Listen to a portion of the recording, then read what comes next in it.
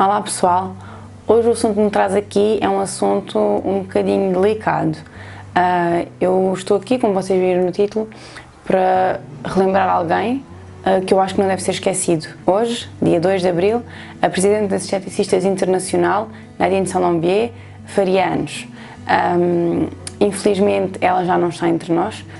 No dia 22 de Fevereiro de 2018, ou seja, deste ano, ela deixou-nos. Deixou muita história para trás, deixou muito conhecimento, muitas experiências.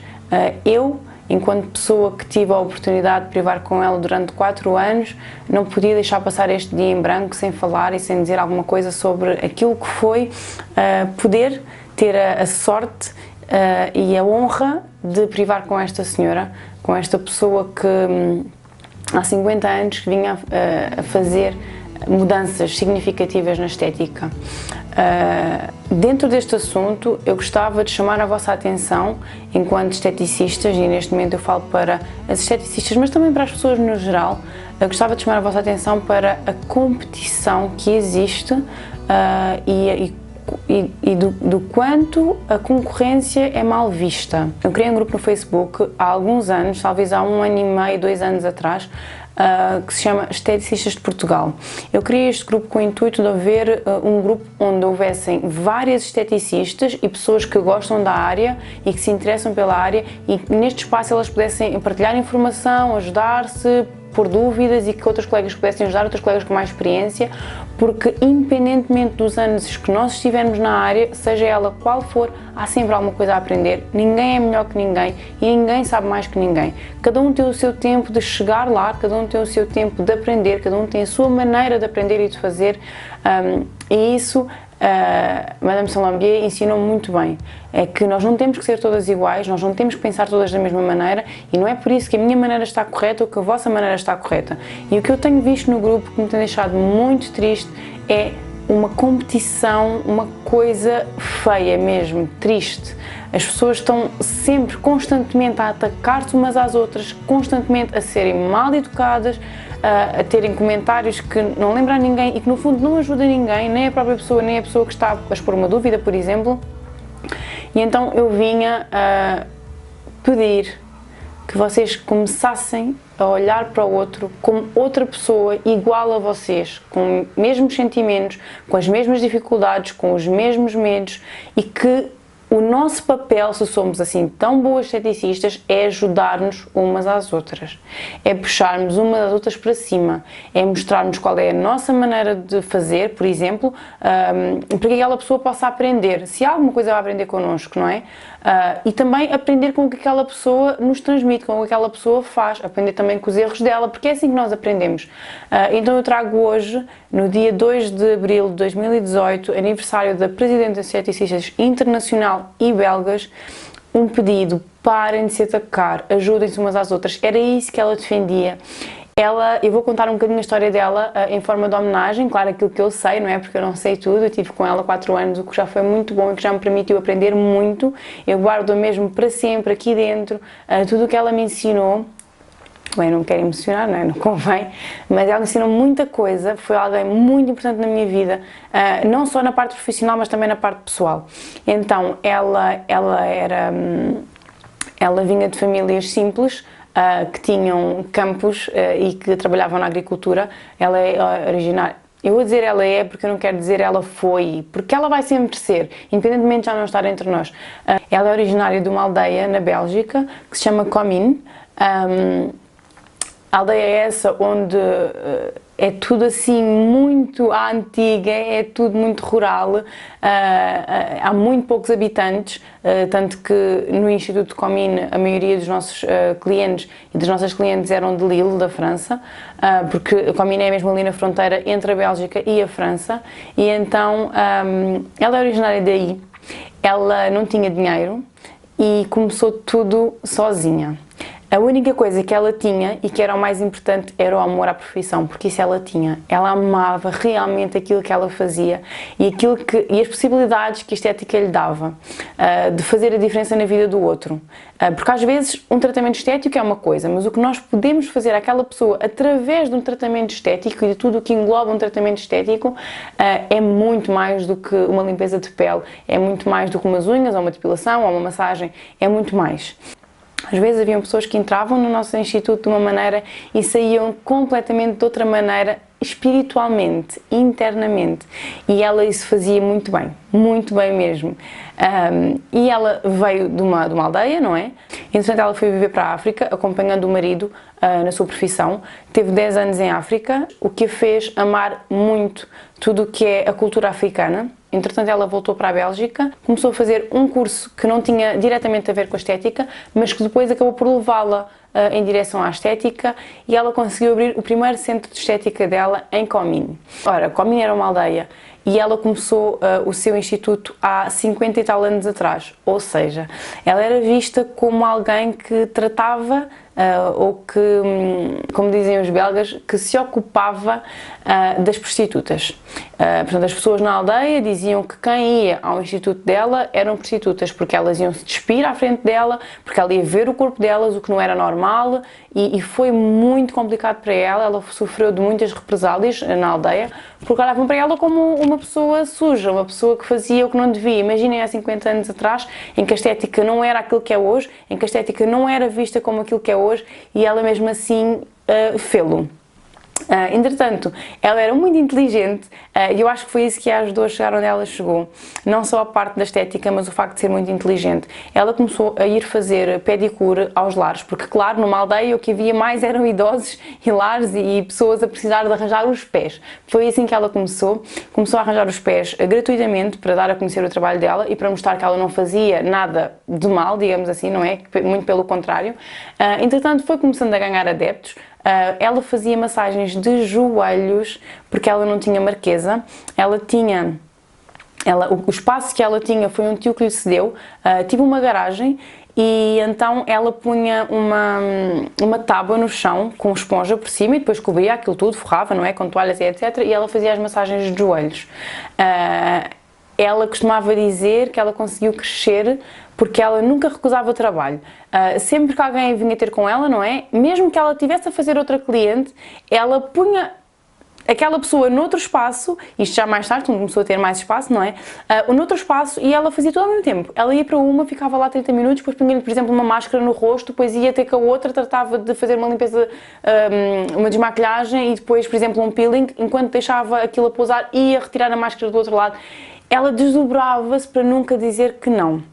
E foi assim que ela cresceu, mas com o que ela cresceu realmente foi com o amor que ela tinha à profissão. Entretanto, portanto, começou a crescer, não é? 50 anos se passaram, foi muito tempo, muita coisa aconteceu.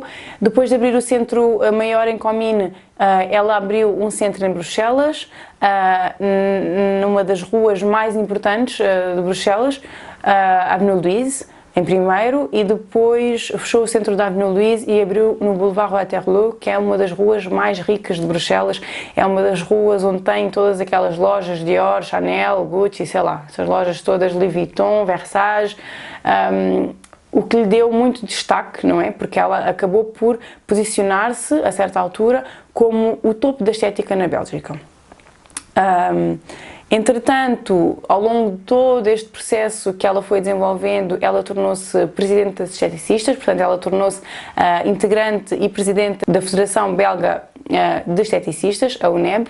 Entretanto, abriu escolas em África de estética, criou a sua própria marca, portanto nós tínhamos a nossa própria marca de trabalho, Nadine Salambier era o nome da marca, com uma vasta gama de produtos esses naturais e artesanais, embalados à mão, de uma forma muito tradicional.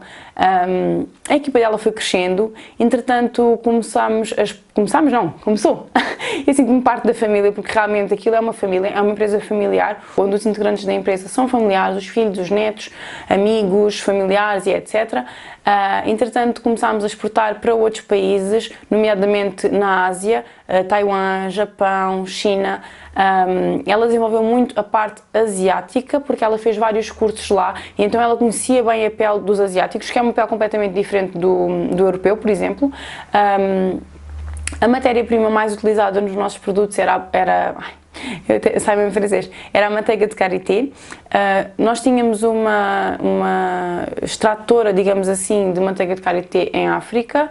Ela fazia inúmeras viagens, quer fosse para a Ásia, quer fosse para a África.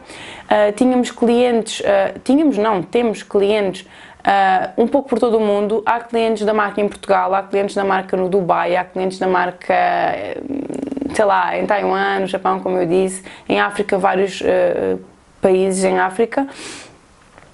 E ela fez montes de cursos, montes de estágios. Ela fartava-se de dizer que ela passou muito mal em muitos estágios, em que ela ficava horas e horas a fio a trabalhar e não pagavam, como é óbvio, não é o devido. Eu sei lá, mas ela falava daquilo de uma maneira tipo, epá, eu passei tão mal, mas foi tão bom, eu cresci tanto, eu aprendi tanto, eu tive que lavar o chão muitas vezes, em vez de estar a aprender realmente coisas relacionadas à estética, eu estive a fazer coisas que não eram a minha área, mas que eu acabava sempre por aprender qualquer coisa. Eu estava sempre atenta a tudo o que me diziam. Ela investia muito no networking e ela dizia muitas vezes, nós temos que dar para receber. E em que contexto é que ela dizia isto? Quando nós ficávamos tipo meio chateadas porque ela oferecia massagens assim, tipo do nada, aparecia lá alguém, um presidente, uma ministra ou não sei o quê, e tal, vocês vão fazer uma massagem à pessoa X, nós ficávamos tipo, sério, tipo, nós sempre temos um bocadinho, ela inventa qualquer coisa. E ela depois acabava por nos dizer, nós temos que dar para receber, eu estou-lhe agora a oferecer uma massagem, ele depois vem cá fazer outra massagem, estou a oferecer uma massagem a uma ministra, ela vai cá mandar outra pessoa.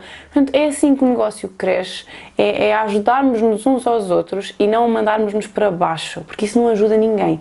Ela tinha o hábito, e foi assim que eu a conheci e que ela teve a oportunidade de mudar a minha vida e de tocar a minha vida, tinha o hábito de fazer parcerias com vários países para oferecer estágios, ou seja, foi assim que eu fui para lá. Eu já fiz um vídeo sobre isso aqui no canal, eu vou deixar aqui o link, mas resumidamente eu fui para lá fazer um estágio porque ela tinha uma parceria com a Associação das Esteticistas Portuguesas, a ANEP, não é? E então eu, em regime de estágio, fui para lá, fiquei lá 6 meses, eu tinha alojamento pago e recebia uma bolsa de estágio, não é? Para comer e etc. No fim do estágio eu recebi a Carteira Internacional de Esteticistas, ou seja, que me permite trabalhar um bocadinho por todo o mundo e o meu diploma, digamos assim, é reconhecido de uma forma mais oficial e foi assim que eu fui para lá. Entretanto, eu adorei, ela também gostou do meu trabalho e eu acabei por ficar lá a trabalhar e fiquei lá mais 4 anos, foram os melhores 4 anos da minha vida profissional.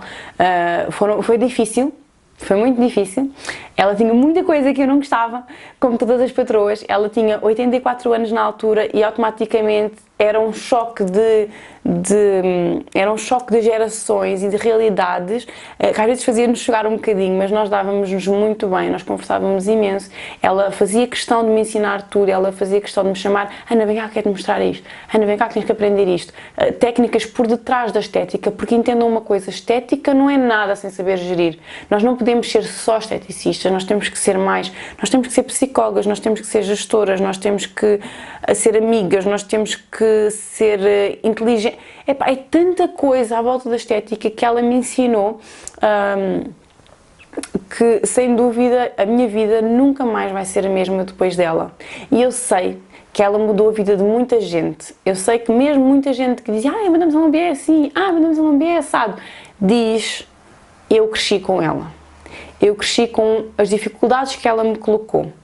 E foi isso que aconteceu realmente. Eu cresci com ela e eu tive a oportunidade de conhecer um lado dela que as outras pessoas não conhecem.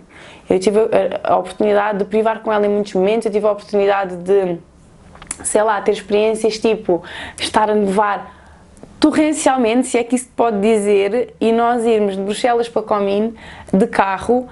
Nós saímos de Bruxelas às 8 da noite, só às 2, e chegámos a Comines às 11 da noite. E tipo, nós fazíamos normalmente a viagem de Bruxelas-Comino 1 hora e meia. E ali foi tipo um monte de tempo, porque nós íamos a 20, não se via nada, havia imensos acidentes pelo caminho, neve, neve, neve, e nós em conversas super profundas e super nada a ver com a estética, onde eu absorvia e eu olhava para ela com os olhinhos tipo, oh meu Deus, ela tem tanto para me ensinar, tem tanto sumo, não só na estética, mas na vida, na maneira como ela encara a vida. E eu ia no carro com ela e eu só pensava, man, a gente vai morrer aqui, eu vou morrer aqui, eu tenho 20 anos, eu não posso morrer agora. Porque, epá, ela tinha 80 tal anos, a conduzir naquela neve, eu ouvia carros por todo lado em acidentes, o carro deslizava, eu não aderia, bem, assim uma coisa horrível, eu só pensava, meu Deus, eu vou morrer hoje, não é possível. Mas a verdade é que eu cheguei a casa cheia por dentro, cheia da conversa dela, cheia da vida que ela tinha com aquela idade. Eu costumo dizer que ela tinha mais energia do que nós, porque nós chegávamos tipo às 11 da noite e estávamos tipo, não aguento mais, quero chegar a casa rápido e tipo descansar. E ela estava toda fresca e no dia a seguir às 6 da manhã estava a pé outra vez. Eu pensava tipo, não fica cansada com essa idade? E eu perguntava-lhe várias vezes qual é o segredo. Qual é o segredo para se manter assim? E ela dizia-me sempre, disciplina. Disciplina e amor pelo nosso corpo. Ela fazia sempre caminhadas ao domingo, andava de bicicleta com 80 e tal anos. É uma prática muito comum nos países do norte da Europa, andar de bicicleta, e lá não era diferente. Ela andava de bicicleta todos os domingos, comia bem, não tomava medicamentos, porque ela, quando esteve em África, as vacinas que tomou, os medicamentos que tomou por causa das doenças, deram cabo do fígado, então ela era contra medicamentos, só fazia medicação homeopática. Ela fazia massagem 1 vez por semana, malditas massagens para mim e benditas massagens para ela, porque durante 6 meses eu tive que massajar todo o santo sábado.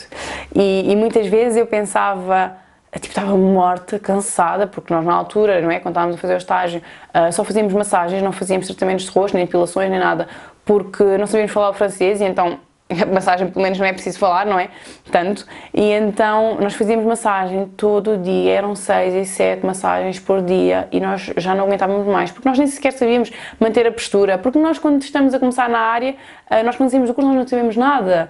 Daí eu dizer, ajudem-se, não se atrapalhem. Porque ninguém sabe nada quando sai da escola, ninguém sabe nada quando sai da escola de condução. A gente aprende cá fora, é na prática, é errar, se não errarmos não vamos aprender.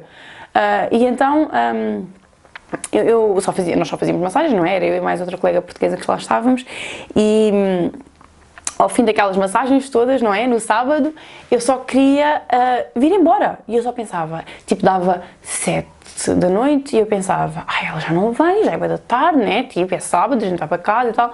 Não, eram tipo 7h30 e ela aparecia e nós tínhamos que ficar à espera dela. Portanto, sim, fazer um estágio não é fácil, sim, crescer na estética não é fácil, sim, crescer em qualquer profissão não é fácil, mas a gente consegue se a gente amar aquilo que a gente faz. E eu tive momentos em que eu pensei em desistir, em que eu disse, meu Deus, eu não vou aguentar isto a vida toda, não tenho corpo para isto. Calma, nós aguentamos porque nós aprendemos posturas, nós aprendemos como poupar o nosso corpo, nós aprendemos o que nós gostamos mais de fazer, nós aprendemos a equilibrar entre os vários tratamentos. Naquele momento não era possível, então era só massagem, e ela chegava às 7h30, às 8, à hora que fosse, nós tínhamos que esperar por ela, e depois era uma tortura, porque éramos 3 a massajá-la no mínimo, uma em cada perna e uma no rosto. As das pernas depois iam subindo para os braços, para a barriga, etc.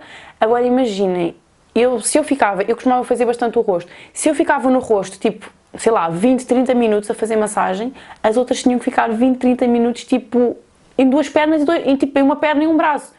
Era horrível, porque nós já estávamos fartas de massajar, de fazer os mesmos movimentos na mesma zona do corpo e, tipo, tínhamos que continuar. E depois ela dava-nos na cabeça e gritava connosco, isso não está bem, esse movimento não está bem, vocês têm que partir o pulso, vocês não estão a fazer bem o amassamento, não sinto nada, os pensamentos estão muito fracos. Bem, era assim uma coisa, nós ficávamos mesmo muito nervosas quando era a hora da massagem, e quando saímos de lá estávamos podres pelo cansaço psicológico que ela nos tinha feito passar. Depois, quando ela se virava, era mais meia hora, uma nas costas, uma numa perna e outra noutra perna.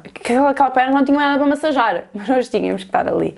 E foram 6 meses assim, e a certa altura eu estava tão farta de fazer aquela massagem, eu ficava tão nervosa, que eu comecei a fazer um calendário onde eu riscava os sábados, tipo, menos uma massagem, menos uma massagem, menos uma massagem, menos uma massagem, porque eu estava farta de massajar. E a verdade é que no fim, ao fim dos 6 meses, quando eu me vim embora, porque eu vim embora para Portugal, fiquei cá 2 meses de férias e depois então voltei para lá e voltei, portanto, mesmo já como funcionária da empresa.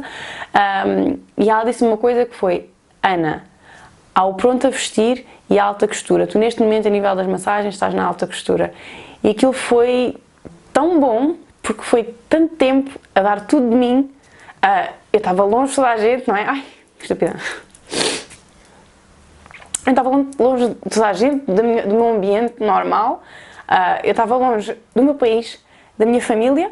E depois de todo aquele esforço, não é? Que foi um esforço, foi difícil. Eu tinha 20 anos quando saí de Portugal. Ela dizer-me aquilo foi tipo, ai, ok, valeu a pena, tipo, estou boa nas massagens, tipo, safo-me e a partir daqui eu vou conseguir, e ela dizia-nos sempre isso, eu vou conseguir tudo o que eu quiser, eu vou conseguir chegar onde eu quiser.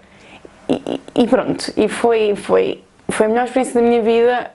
Eu tenho muito orgulho em ter conhecido esta pessoa, em ter podido privar com ela, e a coisa que mais me preenche nisto tudo, e que mais me preencheu, quando me ligaram a dizer que ela tinha morrido, é engraçado porque eu há pouco tempo tinha pensado, ai, quero para ir à Bélgica, quero voltar a vê-la porque gostava de lhe ver. É óbvio que ela já era mais velha, apesar de ela estar ali firme e irta e cheia de saúde. Uma vez ela partiu um joelho, e eu pensei, meu Deus, ela agora vai ficar imenso tempo sem vir a Bruxelas e eu não vou ter que a aturar durante muito tempo. E ela, passado, tipo, 2 semanas estava em Bruxelas a andar pelo pé dela, e eu fiquei tipo, sério? Nem assim ela me dá descanso. Ela tinha uma força incrível. E quando me disseram que ela tinha morrido, ligaram-me no dia a seguir, eu fiquei triste, porque eu pensei, meu Deus, eu queria vê-la antes dela se ir embora, eu queria lhe dizer que estou bem, que estou feliz, que é isto que eu quero fazer para sempre, que eu quero estar sempre envolvida nesta área. E foi ela que mostrou isso, porque eu tive momentos em que eu disse, estou farta, eu quero desistir disto, eu vou-me embora, não é? E depois eu vi que não, que quando a gente ama, a gente luta, quem corre por gosto não cansa, e é verdade. A gente cansa, mas a gente levanta e corre outra vez. E o que mais me faz bem, hoje em dia, quando eu penso nela e quando eu penso em tudo o que passei por lá, foi uma coisa que eu vos digo sempre: não deixem nada por dizer a ninguém, digam sempre tudo o que tiverem para dizer, porque essa pessoa pode não cá estar amanhã. E isso foi o que me ajudou a ficar bem com a partida dela, não é? Foi saber que eu disse tudo. Eu, antes de vir embora do estágio, eu escrevi-lhe uma carta. Eu não pensava que eu iria voltar para lá, apesar de eu querer. Eu queria voltar para a Bélgica, mas eu não sabia que eu ia voltar a trabalhar com ela, não sabia que ela me ia propor ficar a trabalhar com ela. Então escrevi-lhe uma carta e levei-lhe uma caixinha de chocolates. Depois, quando eu voltei para Portugal, depois entretanto eu voltei para lá, fiquei lá a trabalhar e fiquei lá e fiz os 4 anos lá. Quando eu decidi que eu me vinha embora para Portugal outra vez, eu queria lhe dizer, não é? Queria pôr a minha carta de despedimento, não é? Tipo, oficializar, vou-me embora, etc. Mas eu não conseguia. Sempre que eu pensava em falar com ela, eu dava-me um choro e não conseguia falar. E eu disse, não, eu não vou conseguir falar com ela, eu vou começar a falar com ela, vou começar a chorar, ela vai perceber que eu me quero ir embora, mas não vai perceber tudo o que eu quero lhe dizer, porque eu não vou conseguir fazê-lo, portanto eu vou escrever uma carta. Eu tenho esta mania das cartas. Quando eu não consigo dizer alguma coisa a alguém, eu escrevo. E então, eu escrevi uma carta, onde eu lhe disse o porquê de me vir embora, que nada tinha a ver com ela, nem com a empresa, onde eu lhe disse o porquê de me vir embora, onde eu pude dizer tudo o que eu pensava sobre ela e agradecer-lhe por tudo o que ela fez na minha vida. E isso foi libertador para mim, porque eu disse tudo aquilo que eu queria dizer. Ela sabia que eu gostava dela, ela sabia que eu aprendi muito com ela sabia que ela fez a diferença na minha vida. Entretanto, quando vim mesmo embora, na noite antes de me vir embora, eu ainda fui ao instituto outra vez, porque eu tinha a chave, não é, do instituto. E então eu fui lá deixar a chave, entrei, deixei a chave, deixei uma orquídea e deixei um cartão a agradecer a toda a equipa e agradecer mais uma vez a ela, não é, por tudo que ela tinha feito. Deixei a chave e vim embora e terminei assim mais uma etapa da minha vida. Foi ótimo e eu não podia deixar passar este dia em branco. E pronto, o vídeo hoje é isso, é uma homenagem a alguém que fez toda a diferença na minha vida e para vos dizer, ajudem-se e não se rebaixem, porque isso não ajuda ninguém, nem a estética no geral. Para as pessoas no geral, digam tudo o que tenham a dizer às pessoas com quem vocês privam e que vocês gostam, para que não haja arrependimentos. Vai sempre haver saudades, vai sempre ser difícil, mas para que não haja arrependimentos, não termos dito e aproveitado tudo o que podíamos. Espero muito que vocês tenham gostado deste vídeo. Beijinhos e até ao próximo vídeo. Tchau!